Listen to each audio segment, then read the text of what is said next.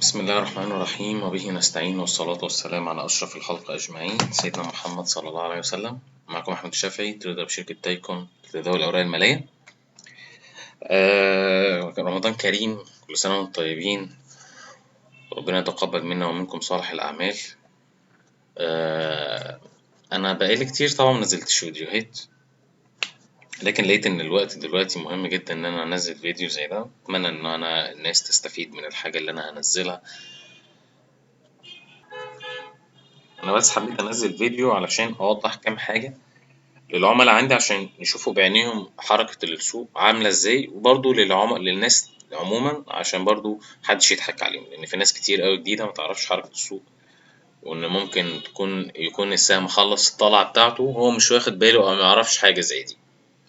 خصوصا إن السوشيال ميديا معظمها، يعني أنا شايف إن من حوالي من أسبوع ولا 10 أيام الناس بتوصي على أسهم هي داون ترند، بتوصي عليها يعني بعشم، يعني إن حركة الأسهم اللي هي داون ترند الشغل فيها بيبقى غير الورق التاني ده كله هنشوفه دلوقتي. بجانب ان احنا كل سنة هتلاقي لو خصوصا الناس اللي هي بتبقى شايفة الشارت بتبقى وبتحلله كويس، يعني بيبقى كل سنة تقريبا حركة السوق بتتغير من أول 17 مارس لحد 21 مارس. حركة السوق بتتغير في الفترة دي إن هي بتبدأ تطلع تاني. لكن رأي شخصي أنا ما أعتقدش إن الأسهم اللي هي داون ترند هتبدأ تطلع تاني، هي تبقى مجرد ارتدادة كده، والارتدادة بتاعت السهم هتبقى مجرد للخروج، ارتداد البيع، انما مش هتشوف المفروض، يعني ما تشوفش الاسعار اللي هي كانت فوق. انا طبعا مش فاتح عشان خاطر ان انا انكد على الناس، انا بعكس رؤيتي لمعظم الاسهم، واتمنى ان انا اكون يعني بفيد الناس. مش شرط رايي يبقى صح، ده التحليل الفني ده مجرد رؤية شخصية مش ملزمة لحد. انا بعكس رؤيتي وتحليلي الفني للناس، ويا رب الناس تستفيد بحاجة زي دي. طيب انا بس حابب قبل ما ابدا تحليل انوه عن كام حاجه كده، ان احنا بيبقى عندنا حاجتين، بيبقى فيه اشاره خروج او اشاره بيع في السهم، ويبقى فيه اشاره بيع اشاره شراء او دخول جديد للسهم. كل حاجه بتبقى مختلفه عن التانية. يعني اشاره خروج دي ان انت بتخفف من السهم بتاعك عشان في شمعة سلبية ظهرت، فبيبقى مرجح من عندها ان السهم يبدأ يصحح من تاني. طب السهم كمل وطلع ما صححش، مفيش مشكلة، المهم ان انت اشارة البيع دي معناها ان حضرتك بتخفف لاحتمالية وجود تصحيح للسهم. طيب اشارة الخروج دي معناها ان انت بتخرج من السهم خالص، لان السهم كده شكله ما بقاش حلو. دي ليها علامات ودلالات، ودي ليها علامات ودلالات. يعني الخروج من السهم خالص، اول حاجه ان يبقى عندك قاع في السهم والسهم ينزل يكسره بحجم تداول كبير، دي اشاره خروج صريحه في السهم.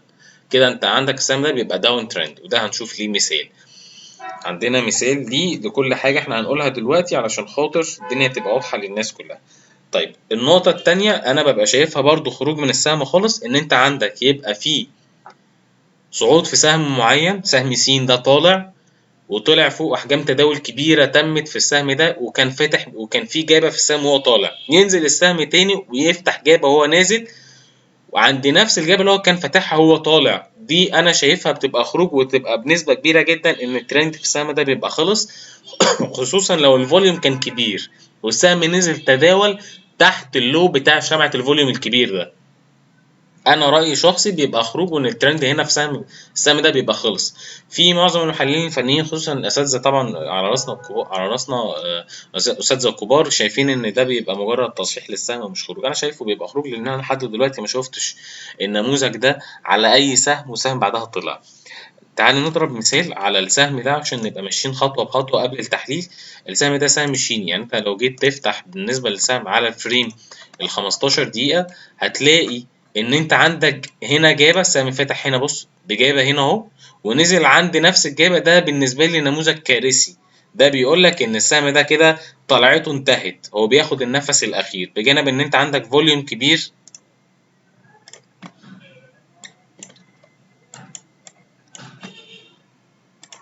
فوليوم كبير هنا اهو، فوليوم كبير قوي ان السهم نزل تداول تحته، وعندك شمعة شوتنج ستار، السهم ما اخترقش القمة بتاعته اللي هي كانت 15 جنيه ونص، السهم بالعكس قفل تحت ال 15 ونص. ساعتها بيبقى برضو ده اختراق كاذب، وناس كتير تبقى دخلت تبقى لبست فوق، بجانب الجابة اللي حصلت في السهم ده بيبقى إشارة خروج بالنسبة للسهم. تمام. السهم اللي بيبقى كاسر قاع بحجم تداول كبير ده بيبقى داون ترند في السهم برضو. اي ارتداد بالنسبه للسهم هي بتبقى ارتداد خروج. عندك هنا فوليوم كبير قوي بالنسبه للسهم نزل كسر القاع، ده بيبقى كسر حقيقي، بيبقى الورقه خلاص الورقه دي بتبقى داون ترند. في اي ارتداد بالنسبه للسهم بتبقى ارتداد خروج مش شراء، وان انت تخش تاني والورقه تطلع لحد ال 60 وال 65 والكلام ده، الا لو الورقه قلبت اب ترند والترند يبقى بفوليوم كبير في حاله الاختراق، وده هنشوفه مع بعض. تمام. دول اهم حاجتين عندي عايز الناس تاخد بالها منه. يعني القاع اللي يتكسر بحجم تداول كبير ده السهم ده مش حلو. السهم اللي يبقى فيه جابه فوق وينزل يفتح بجايبه تاني زي الشيني كده، السهم ده برضو ما بيبقاش حلو. طيب انا مش عشان ما ابداش بالحاجات اللي هي ممكن تقفلكوا عن السوق عموما، خلينا نبدا بكام سهم كده كويسين ونشوف الشراء فيه بيبقى تم ازاي، عشان برضو الفيديو بتاعي بيبقى الهدف بتاعه تعليمي اكتر من ان هو يبقى تحليلي، والناس تعرف تشتغل على السوق ازاي. طيب انا عندي اول سهم خلينا نبدا بيه سهم ايه فاينانس. خلينا نشيل الحاجه دي علشان الدنيا تبقى واضحه. طيب سهم ايه فاينانس عندي نقطه اختراق مهمة جدا لل25 جنيه. دي كانت نقطة اختراق بالنسبة للسهم ده، المفروض كانت إشارة دخول جديد بالنسبة لك. سهم طلع فوق ونزل تاني. نزلة السهم النهاردة كان عندي 3 مناطق شراء. تعال نشوف منطقة منطقة، نفتح الفريم الصغير عشان ده اللي بناء عليه احنا دخلنا اشترينا. أول شراء ظهر لنا بالنسبة للسهم كانت شمعة هنا كويسة عند ال27، فدي كانت نقطة شراء بالنسبة للسهم 27 جنيه. النقطة التانية اللو بتاع الشمعة دي اللي نزل بيها تحت 26 جنيه و20 قرش، دي تاني نقطة شراء بالنسبة للسهم. ونقطة الشراء الأخيرة كانت ال25 جنيه، بس هنطلع فوقها شوية 25 جنيه و10 قروش، عشان دي كانت نقطة الاختراق بالنسبة لي اللي قلبت السهم الأب ترند. ال25 اللي اخترقها بمجرد اختراقها ده دخول، يبقى انا كده عندي 3 مناطق شراء السهم نزل لهم، ببدا بناء عليه اشتري وابدا احط مناطق البيع بتاعتي. عندي منطقه البيع اول حاجه عندي منطقه مقاومه عند كسر اللو بتاع الشمعه دي، او ادي اول نقطه بيع بالنسبه لي 28 99، قلت 29 جنيه، دي اول نقطه بيع. نقطه البيع الثانيه 31.40. طب انا بخفف هنا الكميات بتاعتي كلها ولا ببيع الكميه بتاعتي كلها ولا بخفف؟ انا رايي شخصي بتخفف هنا تلت الكميه وهنا تلت الكميه وبتحتفظ بالباقي، ان الورقه المفروض ان هي دلوقتي اب ترند، وفي حاله كسر 25 جنيه والاغلاق تحتها خلاص كده بتخرج من السهم خالص. يبقى انا عندي 3 مناطق شراء هما زي ما هما 27 26 20 و25 جنيه و10 قروش. مناطق البيع بالنسبه لي 29 جنيه و31.40، دي مناطق مقاومات بخفف عليها الكميات بتاعتي، بستنى لان انا عندي تارجت بالنسبه للسهم. التارجت ده هنحدثه في حاله اختراق ال 34 جنيه لان هو جاب المستهدفات بتاعته. تمام كده. السهم اللي بعده، سهم فوري.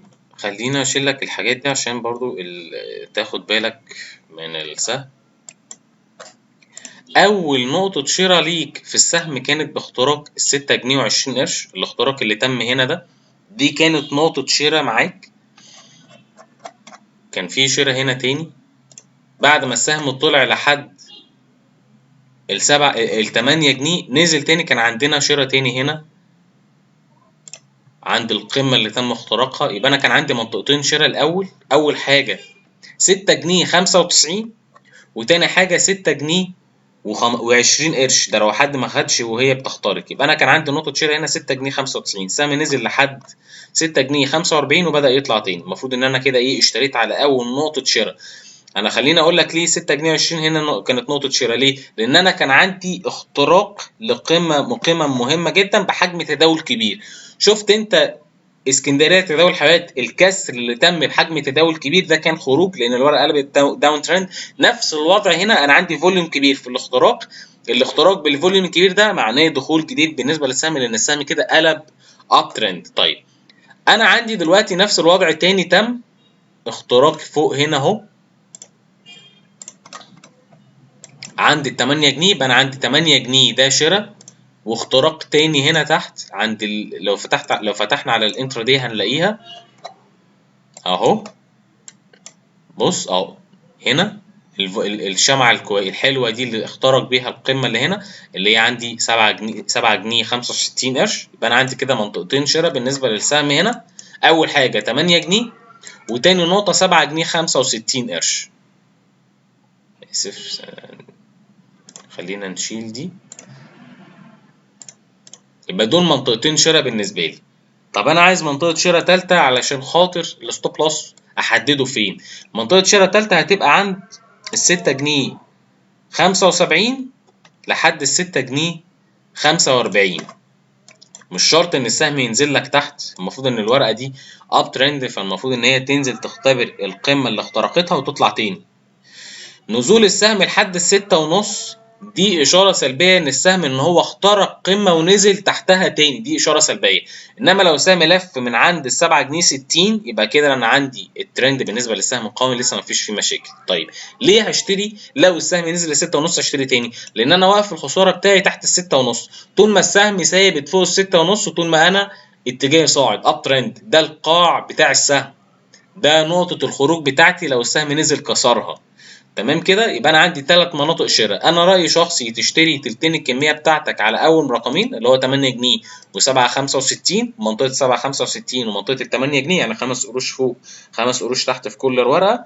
وعندك منطقه الشراء الاخيره ده في حاله نزول السهم من اول 7 جنيه 6 جنيه 75 لحد ال 6 جنيه ونص. ودي نقطه مهمه جدا مستحيل يتم كسرها من اول مره، على الاقل هيبقى في ارتداده تاني لحد ال 7.75. ده في حاله لو السهم نزل لحد ال 6 جنيه 6 جنيه ونص. تمام كده. طيب انا المفروض ان السهم عندي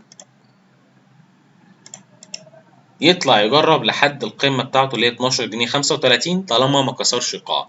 اهم حاجه عندي القاع ما اتكسرش، القاع اللي هو 6 جنيه ونص. يبقى انا عندي تارجت 12 جنيه 35 طول ما السهم محافظ على ال 6 جنيه ونص. شايف ان التارجت والريسك بتاع السهم مش يعني الريسك في السهم مقارنه بالتارجت كويسه. نشوف السهم اللي بعده. سهم رويال قبضة. السهم ماشي في قناة صاعدة، شمعة النهاردة شمعة كويسة. المفروض عندي منطقة شراء بالنسبة للسهم عند منطقة الأربعة جنيه وتلاتين قرش، ممكن ينزل ينفذ لحد مثلا 4 جنيه 17. يبقى أنا عندي من أول 4 جنيه 30 لحد 4 17 دي منطقة شراء بالنسبة لي. ستوب لوس في السهم في حالة إغلاق السهم تحت 4 جنيه و15 قرش. طيب منطقة البيع بالنسبة لي المفروض إن أنا باخد نص القناة دي بتبقى أول نقطة بيع ليا، ببيع عليها نص الكمية، والنص الباقي في حالة صعود السهم للحد العلوي للقناة الصاعدة. طيب تعالى نشوف النص القناة دي فين عشان خاطر نعرف نبيع. هنا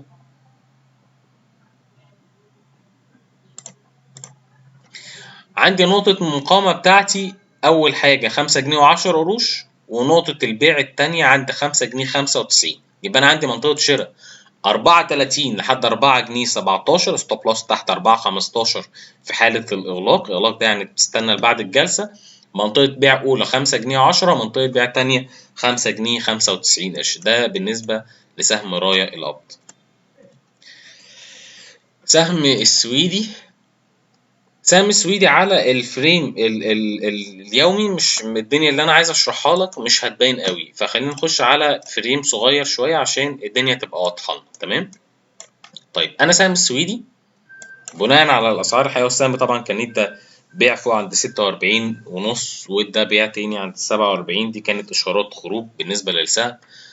خلينا نتكلم على الاسعار بتاعت دلوقتي. انا عندي دلوقتي منطقه دعم عند القاعدة اللي هو 39 ونص لحد 39.10، دي بالنسبة لي منطقة شراء بالنسبة للسهم. فأي نزول بالنسبة للسهم دي تريدة شراء. إيه الفرق بين تريدة شراء؟ يعني أنا دلوقتي خلينا أفرق لك ما بين فوري وما بين أو إي فاينانس وما بين السويدي. إي فاينانس تاخد الكمية بتاعتك زي ما أنت عايز، يا رب محفظتك كلها تبقى إي فاينانس، ما عنديش مشكلة. ليه؟ لأن الورقة أب ترند ما فيهاش أي إشارات سلبية لحد دلوقتي. فده انا بسميه دخول جديد بالنسبه للسهم، يعني اي نزول 25 25 ونص 26 زي ما انت عايز، ده دخول جديد تخش فيه بالكميه اللي انت عايزها. السويدي انا ببقى شايفها تريدد شيرا. تريدد شيرا يعني ايه؟ يعني مثلا سي محفظه حضرتك 100000، حضرتك بتخش تشتري ب 20 او 25000 جنيه، ما بتزودش عن كده. ليه؟ لان انا بيبقى عندي اشارات سلبيه موجوده، لكن السهم لحد دلوقتي رغم وجود الاشارات السلبيه دي الا ان السهم اب ترند، ما كسرش وما بقاش داون ترند لحد دلوقتي. حلو كده؟ تمام. طيب انا عندي تريدد شيرا من اول 39 ونص لحد ال 39 10. طيب خلينا نكمل. تمام، دي مناطق الشراء في السهم. طيب انا دلوقتي عايز اشوف مناطق البيع. انا ببقى شايف ان الجابه دي، الجابه بتاعت السهم دي، طالما السهم نزل تحتها انا شايفها بتبقى، طالما السهم نزل تحتها انا شايفها بيع. يبقى انا عندي اول نقطه بيع 22.65، دي اول منطقه بيع بالنسبه لي. ابيع فيها قد ايه؟ ابيع فيها نص الكميه بتاعتي اللي انا خدتها تحت. طيب البيع الباقي، انا شايف بقى البيع الباقي الكميه الباقيه كلها تبقى عند 26 30. يبقى انا في حاله صعود السهم 22 60 22 اسف 42 60 42 65 ابيع نص الكميه، ولو طلع تاني ل 46 30 ابيع النص الباقي، ولو السهم نزل اغلق تحت 39 جنيه بعمل وقف خساره. طيب ليه لو السهم طلع لحد 36 46 30 ابيع الكميه كلها؟ لان انا عندي احتماليه وجود نموذج راس وكتفين. خلينا نشوفه مع بعض. فين الراس والكتفين؟ المفروض بيبقى موجود هنا، والله العظيم واحد جاله زهايمر. طيب بصوا يا جماعه، انا عندي هنا اهو كتف، تمام، وعندي ده هيد، ده راس، وصعود السهم ممكن يطلع لحد مثلا 46 46 30 يعمل لي الكتف التاني، ولو نزل كسر ال 39 يبقى انا كده عندي نموذج راس وكتفين. ساعتها باخد الحته دي كلها بحطها تحت النيك لاين بيديني التارجت بتاعي. فعشان احتماليه وجود راس وكتفين بناء عليها باخد احتياطاتي ان انا ابيع الكميات بتاعتي. يبقى صعود السهم الاول منطقه ببيع نص الكميه، لو طلع تاني عند 44 44 ونص ظهرت شمعة بيع، شمعة بيع دي شوتنج ستار مثلا او شمعة سلبية، بروح بايع الكمية الباقية واروح قافل التريدة كلها. طب لو نفترض ان السهم ما جابش 42 60 وظهرت قبلها شمعة بيع، ببيع الكمية بتاعتي كلها. مع اول شمعة بيع بتظهر بتروح بايع الكمية بتاعتك كلها، لان دي تريدة شراء مش احتفاظ. حلو كده؟ ده السويدي. طيب ابو قير بقى، خلينا نشوف بقى الاسهم اللي هي وحشه. يعني انا بس انا بحلل لك الاسهم مش اكتر، يعني ما فيش حاجه اكتر من كده، ها، عشان كل اللي جاي مش حاجه حلوه. اول حاجه انا عندي فوليوم كبير وفي قاع اتكسر هنا اهو، ده هنا قاع اهو، عندي قمه قاع قمه وقاع اتكسر بفوليوم كبير، ده اول اشاره ان الورقه اصبحت داون ترند. حلو كده؟ طيب السهم نزل تاني وطلع، طلعت السهم، بص طلعت السهم طلع عمل تاني ايه؟ طلع برضو جرب على القاع اللي كسره تاني. يعني انا عندي قاع هنا وقاع هنا، ده اول قاع مكسور اللي هو 84 جنيه، ده المفروض كسره خروج. القاع التاني اللي هو 70 جنيه المفروض كسره خروج. الورقه لما بتيجي ترتد عادي، اي ورقه داون ترند بترتد تاني، ارتدادة الورقة للقاع ده بيبقى خروج مش بتخفف الورقة. ليه؟ الورقة داون ترند، والطبيعي بتاع الورقة اللي هي الداون ترند ان هي تنزل تكسر القيام بتاعتها. طول ما الورقة اب ترند زي مثلا سي فوري، اي نزول بالنسبة للورقة هي المفروض شراء لان هي تطلع تخترق القمة بتاعتها. طب الورقة اللي داون ترند، اي صعود بالنسبة للسهم هو خروج لان هي الورقة تنزل تكسر القاع بتاعه. ده بص ادي اول قاع اتكسر، وده ثاني قاع، وده تالت قاع. يعني بص القاع ده برضو ده قاع اتكسر النهارده اهو، اللي هو كام؟ 64 جنيه قاع اتكسر. فاي ارتداده بالنسبه للسهم المفروض ل 64 ده برضو خروج. ممكن الورقه تطلع لحد 70، ممكن تطلع ل 70 طول ما الورقه ما اخترقتش ال 75 جنيه اللي هي القمه دي. 75 60 انا بالنسبه لي الورقه لا ترجح فيها الدخول، ولو اخترقت ال 75 60 هيبقى مجرد تريد شراء. ليه؟ لان الترند اللي هيبقى موجود هنا اللي هو اختراق القمه، الترند اللي هيبقى هنا هيبقى مجرد ترند ضعيف، ترند اتولد ضعيف، يعني طلعته مش هتبقى قويه. ما اعتقدش ان الناس اللي محبوسه هنا او البياعين اللي موجودين هنا المشتري يقدر يطلع ياخد الكميه بتاعته منها. تمام، لان الحته دي صغيره ان هي تقدر تطلع تتفرتك الحته اللي فوق دي، ان القاع المفروض يبقى اكبر من القمه. انا عندي هنا القاع اللي ساعتها لو اتكون، يعني لو اخترقت ال 75 60، القاع بالنسبه لي هيبقى اصغر من القمه، فغير مرجح ان هو يقدر يطلع ويكمل. تمام، يبقى دي ورقه داون ترند. طب الشراء بتاعها فين؟ انا بالنسبه لي الورقه اللي هي داون ترند ما بيبقاش فيها شراء، ما تشتريش فيها خالص. طب تعال نشوف لو في دعم قوي بالنسبه للسهم نقدر نخش نشتري عليه. بص، اقرب دعم بالنسبه لي في ابو قير هي ال 48 ونص. عند ال 48 ونص ممكن نبص للسهم ان احنا نشتريه. ده ابو قير. سهم الدلتا للسكر خلينا نبص لده سهم الدلتا للسكر شويه، عشان في حاجه كده ناخد بالنا منها.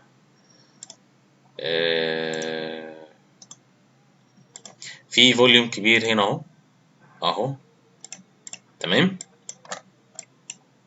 اهو، ده الفوليوم الكبير، ده اللو بتاعه هنا صح، وده الهاي بتاع السهم. اللو بتاع السهم 59 وربع. طيب يعني 59 59 15 يعني لحد 59 20، ده اللو بتاع الفوليوم الكبير. فوليوم كبير بعد نزول، فوليوم كبير بعد نزول، ده المفروض بيبقى شراء.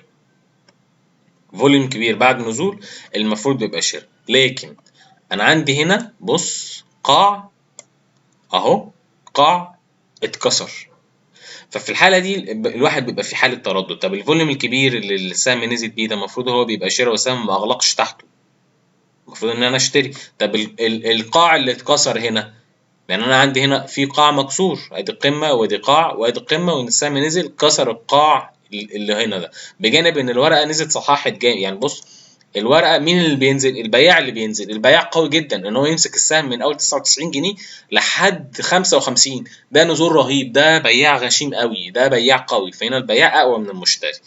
في الحاله دي بتعمل ايه؟ في الحاله دي بتخش في السهم ده تريد شراء عادي عند اللو بتاع الشمعة الكبيرة، اللي هو الفوليوم الكبير اللي هو عند 59 وربع، دي عادي شراء. وستوب لوس بتاعك بتحت اللو، اقل لو السهم عامله اللي هو 56 جنيه. سهم ينزل تحت 56 جنيه ده خلاص ستوب لوس بالنسبة لك. طب البيع بتاعي فين؟ البيع بيبقى نص الشمعة، نص الشمعة اللي هو بتاع الفوليوم الكبير.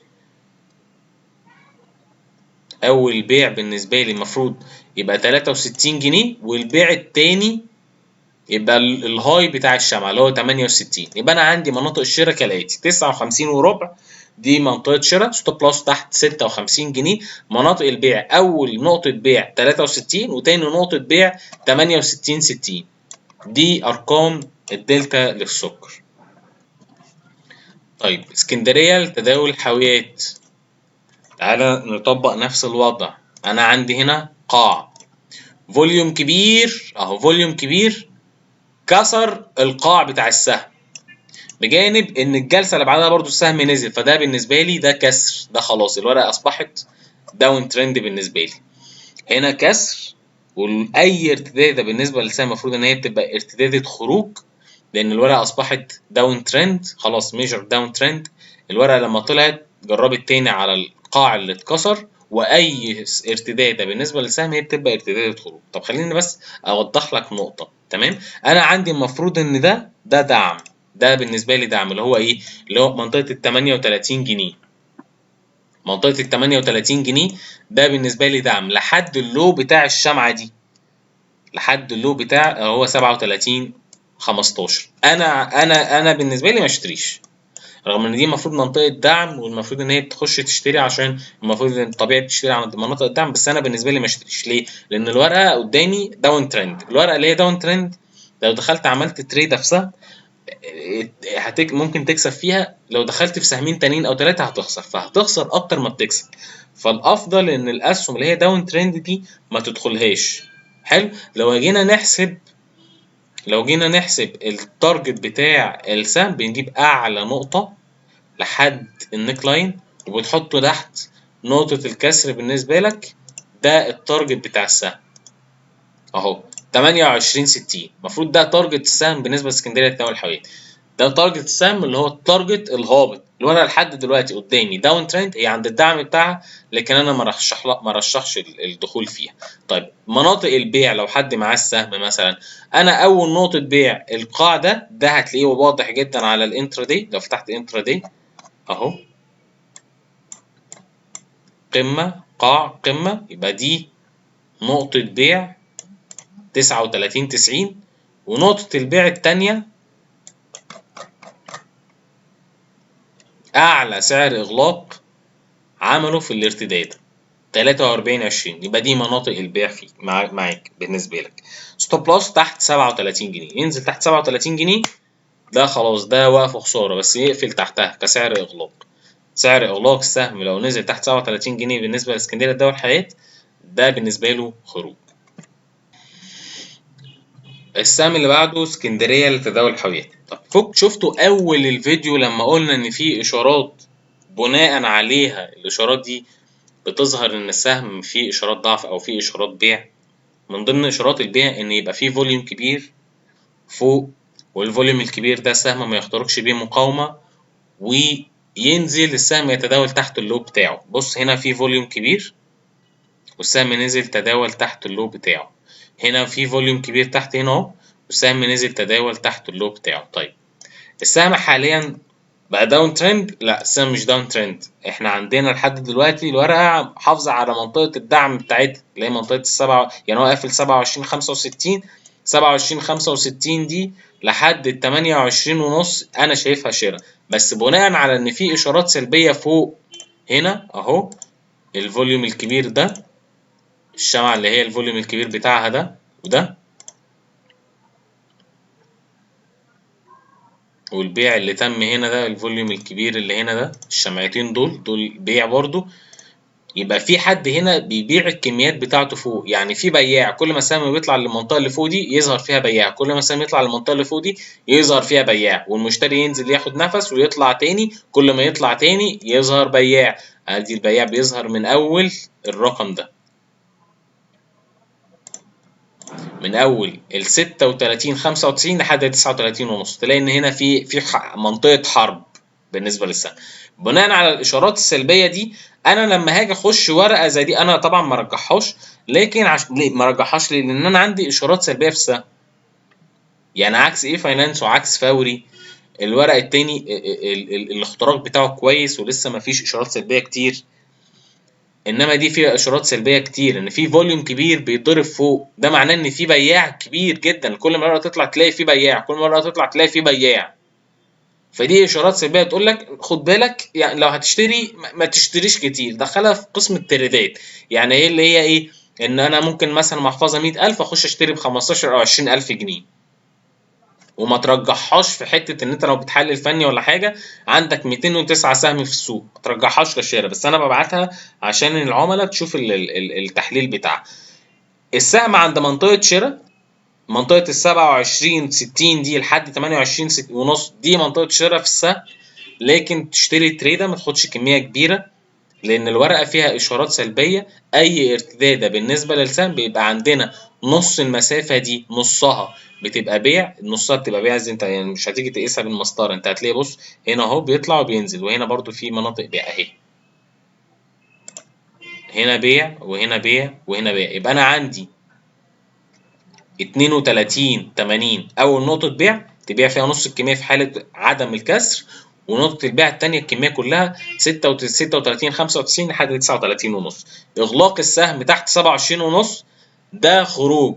إغلاق السهم تحت 27.5 ده يبقى وقف خسارة، لأن ساعتها يبقى عند حضرتك تارجت، بتجيب الحتة دي كده أهو وبتحطها تحت، ساعتها تحت نقطة الكسر بيدي لك التارجت بتاعك. هيبقى التارجت كام؟ 16 جنيه و17 قرش، ده في حالة إغلاق السهم تحت 27.5، ده الستوب لوس بتاعك. حلو، ده سهم اسكندرية لتداول الحاويات. طيب السهم اللي بعده سهم كيما. برضو تعالى نطبق حتة إشارات البيع اللي ممكن تظهر لو فوليوم كبير وسهم ينزل يتداول تحت الفوليوم الكبير. طبعا هنا اللي هي 15.5 ده كان عندي اختراق بفوليوم ممتاز جدا، وده كان شراء. دي كانت نقطة، خدوا بالكم يعني هنا الاختراق اللي تم ده لو احنا مش شايفين النزلة دي، لا هنا ده دخول بالنسبة للسهم اللي هي 15 جنيه و40 قرش. دي كانت نقطة دخول لأن أنا عندي فوليوم كبير والسهم طلع اخترق القمة بتاعته، فده كان شراء. أول الشراء كان عند 14 جنيه اللي هي القمة اللي اخترقتها هنا، ولما لحقش دخل تاني بعد القمة اللي اخترقها فوق، يعني 14 جنيه كان دخول، 15 جنيه و40 قرش كان دخول. السهم نزل تاني، بص نزل تاني هنا اهو عند ال 15 جنيه و40 قرش وارتد. ادي شمعة بتبين لك ان انت عندك اشارة بيع. ده طالما انت ما خدتش السهم من اوله ستوب لوس بعيد ما تقدرش تستحمل، فبتبقى تريده. يعني انا كنت داخلها اللي هي تريدة شراء في السهم. ادي انا عندي شمعة اهي، ادي شمعة هنا اهي، دي اشارة بيع. ولو انت داخلها تريده بتبقى بتقفل التريده بتاعتك، بجانب ان انت عندك هنا شادو ظهر بياع. بص شادو ظهر بياع هنا برضو نفس الوضع ظهر بياع. بناء عليه بروح جاي واخد اعلى سعر اغلاق بالنسبه لي بناء على الشمعه الاخيره اللي هنا. الشمعه دي سعر الاغلاق بتاعي 16 جنيه 65، بروح قافل التريده بتاعتي كلها على 16 65. السهم ساعتها طالع لحد 16 جنيه و90 قرش، بتروح هنا قافل التريده بتاعتك، خلاص التريده بتتقفل. الاشاره السلبيه الثانيه بقى، طبعا ده قاع مكسور بالنسبه للناس اللي بتخش مضاربات، هتلاقي ان ده قاع مكسور. لو فتحت على الانترا دي بص مثلا 30 دقيقه هتلاقي ان انت عندك هنا اهو، بص اهو قاع، ادي قمه قاع قمه، قاع اتكسر. فانت لو ما كنتش اتخرجت فوق وخففت بس، كسر ال 15 40 خروج، لان السهم كده كسر قاع على الانترا دي. بص هنا واضحه ازاي، على الفريم اليومي ما بتبقاش واضحه، عشان كده انت كمحلل لازم تفتح كل الفريمات وتشوف نفسك شغال ايه. حلو.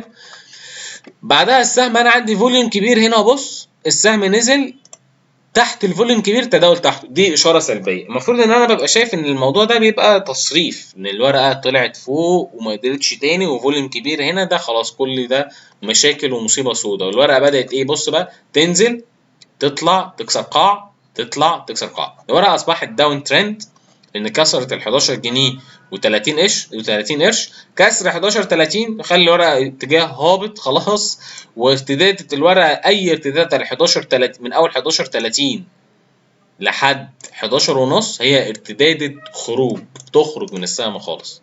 ده بالنسبه لسهم كيما. طب اقرب شراء ليك فين؟ الورقه اللي هي داون ترند انا مرجحلهاش الشراء خالص، فبنحطها تحت اللي هو ايه، نتابع الورقه بقى نشوف اي تريده ولا حاجه نروح داخلين. انما لحد دلوقتي الورقه قدامنا داون ترند، داون ترند ما تشتغلوش فيه، نصيحه. طيب سهم حديد عز عند الدقيقه 32 45. سهم حديد عز، حديد عز كان ظاهر فيه اشارات سلبيه عشان الناس اللي احنا يعني كنا دخلنا تريد عند ال 70 جنيه 70 جنيه وقفلناها 74 على طول، والورقه طلعت بعدها لحد 84 جنيه. قفلناها 74 ليه؟ لان انا عندي اشارات سلبيه. الاشارات السلبيه اللي هي ايه؟ شايف العملاق اللي قدامنا ده، الحته الكبيره قوي دي، خلينا اشيل لك الموضوع.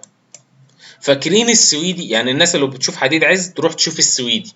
فاكرين السويدي لما قلنا هنا في كتف وفي راس وفي كتف ممكن يتكون، عشان كده 46 30 لو السهم طلع لها بنبيع الكميه الباقيه كلها. نفس الوضع هنا، نفس الوضع بالنسبه لحديد عز. انا عندي هنا كتف اهو اهو، كتف راس كتف، اصبح السهم عندي نموذج راس وكتفين. احنا دخلنا كنا اشترينا هنا يوم 27 فبراير وباعنا تاني يوم على طول على 74 جنيه. قفلنا التريده كلها. الورقه اللي يبقى فيها اشارات سلبيه بتقفل التريده كلها. ليه؟ لان بيبقى مرجح ان الورقه ارتداداتها بتبقى ارتداده خروج. الورقه الارتداد بتاعتها بتبقى ارتداده خروج. قمه اتكسرت، يعني انا اخترقت قمه هنا، اخترقتها ونزلت كسرتها وصلت لحد القاع تاني. يعني انا البياع وصل تاني للنقطه اللي المشتري بدأ من عندها الصعود. دي اشاره وحشه، بجانب ان السهم نزل من 94 جنيه لحد 68 ونص مره واحده. دي اشاره وحشه ان البياع بدا يظهر والبياع قوي. انا دلوقتي اصبح السهم قدامي اتجاه هابط، خلاص السهم اصبح داون ترند. اي ارتداده بالنسبه للسهم هي ارتداده خروج بالنسبه للسهم. عندي تارجت معايا بالنسبه لي، ادي التارجت بتاعي بناء على التحليل اللي قدامي. عندي تارجت لحد 45 جنيه، بجيب المسافه اللي بين الحته دي وبحطها تحت النيك لاين نقطه الكسر وبحط التارجت بتاعي. طيب هل السهم بقى هيفضل نازل لحد ال 45 جنيه؟ لا، انت عادي ممكن الورقه ترتد تاني لحد ال 70 او ال 72، بس طبيعي ان هي تنزل تاني تكمل نزول. عشان كده بقول لك اي ارتداد بالسهم المفروض ارتداد خروج، ده وجهه نظري. ارتدادات الخروج بقى معاك من كام؟ من اول 69 وربع، وده انا ارجحه الورقه اللي هو داون ترند تخرج فيه في اول نقطه بيع لحد 72 جنيه. يفضل الخروج على اول رقم. انا ما بقولش لحد يخرج، بس انا بتكلم ان اكني بكلم نفسي يعني. يا شافعي الورقه داون ترند كسرت، اصبحت اتجاه هابط، التارجت بتاعها 45 جنيه. اي ارتداده بالنسبه لسهم حديد عز هي ارتداده خروج مش دخول جديد، ولا تفتح حتى فيها تريده. ولو السهم طلع من على الشاشه وبس ايدك ما تشتروش، بكلم نفسي. تمام، ده حديد عز. السهم اللي بعده سهم، انا عارف ان انا عقدت الناس، بس ده التحليل اللي قدامي. عشان كده انا كنت بنزل فيديو النهارده، عشان يعني لو الناس تانية مش هتستفيد، العملاء عندي تشوف الدنيا واضحه ازاي. عشان خاطر في عملاء مصممه تخش اسهم داون ترند. اسهم داون ترند يا جماعه بنخش فيها تريدات. عشان كده لما اجي اقول لك السهم الفلاني شراء، دي شراء تريده مش اكتر. تمام، عشان الناس تاخد بالها ان ما تضيعوش في ورقه داون ترند. حلو كده. انا عندي بالنسبه للسهم ده، عندي هنا القمة اهي. السهم اللي ينزل تحت القمة بتاعته دي بتبقى أول إشارة سلبية. وأنا عندي هنا قاع أهو اللي هو 72 جنيه. السهم نزل تحت 72 جنيه بحجم تداول كبير، الكسر تم بفوليوم كبير، يبقى الكسر ده أصبح السهم أصبح داون ترند. طبعا اليوم اللي هو كان فيه التعويم والكلام ده، السهم اتضرب لحد ال 72 جنيه ونزل تاني. نفس الوضع في سيدي كتير، هتلاقي اسهم كتير قوي في البتروكيماويات ضربت لحد فوق كده ونزلت تاني. الورقه ما اخترقتش القمه بتاع القمه بتاعتها على الانترا داي. يعني انا عندي القمه هنا على الانترا داي 65 ونص، المفروض دي اول نقطه بيع. يعني اول 65 ونص دي نقطه بيع. ليه؟ لان بعد ما السهم نزل بال20% دي، اول ارتداده ليه واول قمه نزل طلع عملها كانت ال 65 ونص. فدي بناء عليها دي اشاره بيع، اول نقطه بيع. السهم يكمل معاك بتروح بايع تاني. انا عمري ما توقعت ان السهم يطلع لحد 72، لكن السهم قدامنا داون ترند. تعال نفتح بقى الشارت الفريم الصغير هنا. في ناس ممكن تقول لك بقى ايه الجبل اللي فوق دي لازم تتقفل، مفيش جبل، مش شرط الجبل تتقفل، دي جابت كسر. ده قوية جدا. يعني الجابة اللي تلاقيها مفتوحة كده بكسر قاع، دي كارثة. خلاص مفيش جبهة المفروض تتقفل، والكلام اللي انا بسمعه ده المفروض ان احنا قدامنا دي جابت كسر. خلاص جابت الكسر دي، المفروض ان الورقة لو طلعت اغلقت فوقها بتخش تاني، انما طول ما هي تحتها خلاص انت ده بيع بالنسبة لك اصلا. حلو. طيب فين ال 65 ونص؟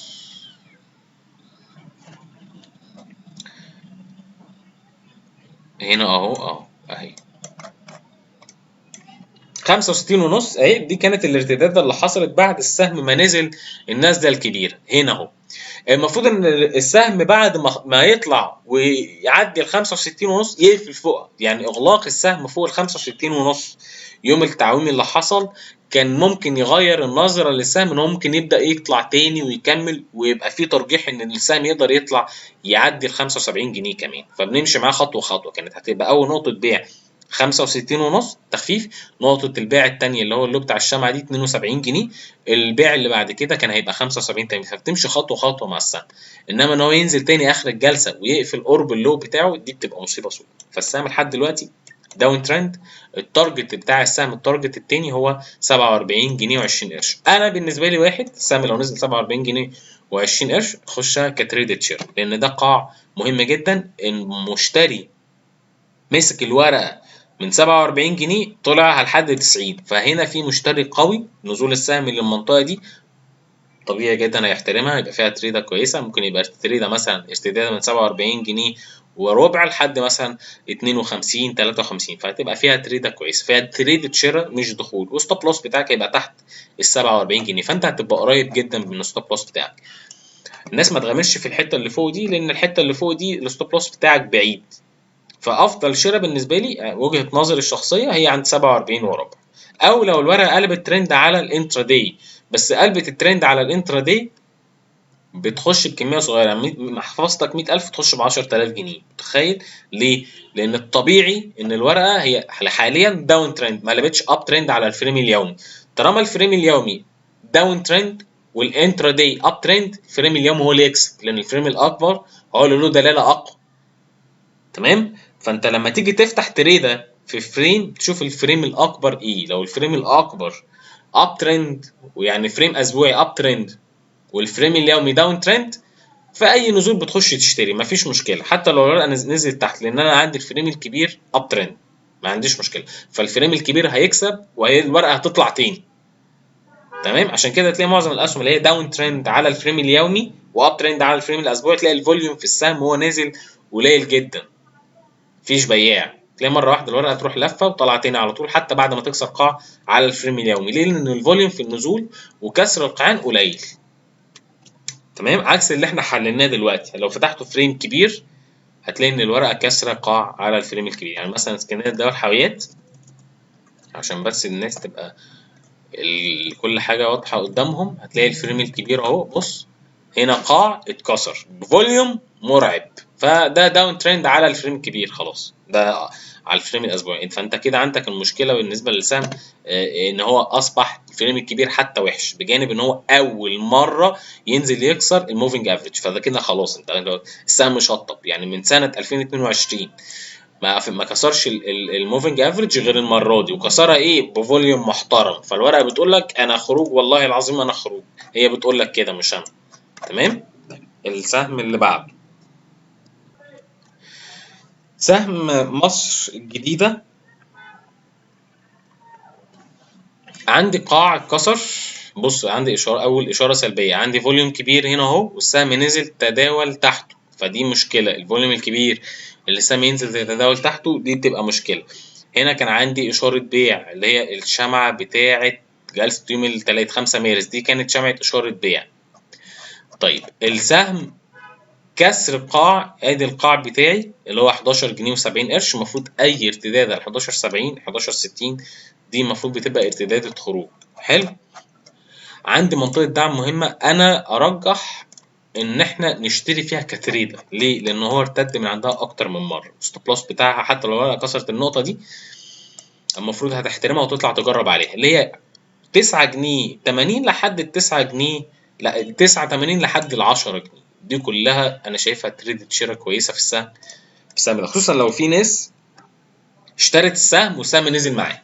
يعني عندك من اول 10 جنيه لحد 9.80 دي كلها منطقة شراء بالنسبة لمصر الجديدة، وتخش تاخد تريدة والتريدة تزود فيها شوية. يعني انا بقول لك ساعات باجي اقول ايه، بصوا يا جماعة احنا هنفتح تريدة شراء، بس التريدة دي ممكن نتقل ايدينا نزود شراء فيها شوية. يعني مثلا محفظتك 100,000، لا يا سيدي ما تاخدش 20,000 جنيه، خد ب 35,000 جنيه، افتح تريدة في السهم ب 35,000 زي مصر الجديدة، معاك من أول 10 جنيه لحد 9 جنيه و80 قرش. ليه؟ بص هي عندي 77 بس الأرقام يعني مش بالظبط، عشان ما حدش يجي يقول لك 9 76، لا هي منطقة عموما.